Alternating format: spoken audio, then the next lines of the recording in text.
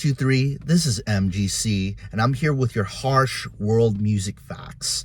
And if you want to keep supporting my YouTube channel, just donate to my Buy Me a Coffee account at buymeacoffee.com/MGCMatty.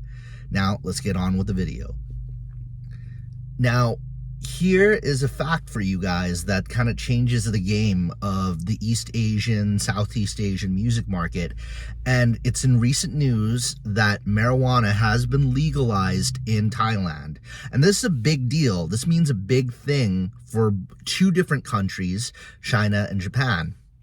Now, Japan has a big reggae scene, and they have about a decent-sized hip-hop scene and just a considerable stoner metal scene, and, reggae rock, ska, stoner metal, any of those music genres. Some of the same things can be said for China, but it varies city to city, in terms of size. But in terms of numbers, I'd say Japan has a stronger reggae scene than China does. Now, with that being said, I think both countries just needs to send their bands to expatriate, relocate, because they could build bigger audiences there. If, say, I was a Chinese or Japanese hip-hop artist, Chinese or Japanese reggae rock artist, reggae artist, ska artists,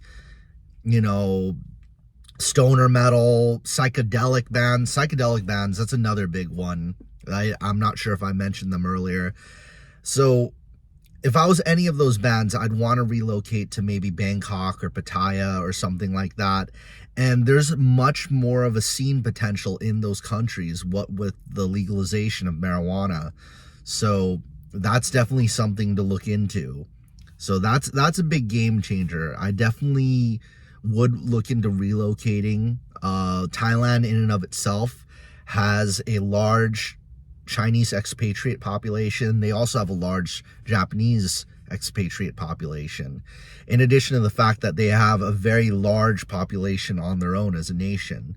So, those scenes have the ability to grow and foster within Thailand and hopefully spread throughout Asia. We could be looking at, a hip-hop explosion, a reggae rock explosion, a ska explosion, psychedelic rock, stoner metal, any of that stuff. Even, I'd say, a certain amount of traditional heavy metal. You just have to really tie yourself to marijuana as a brand ever since it's popular now. There's like High Times music festivals and all kinds of things, 420, this and that. There's a whole scene and culture kind of built around it, So that being said, thank you for tuning into this. Keep those in mind and keep rocking on. Once again, 1, 2, 3, this is MGC.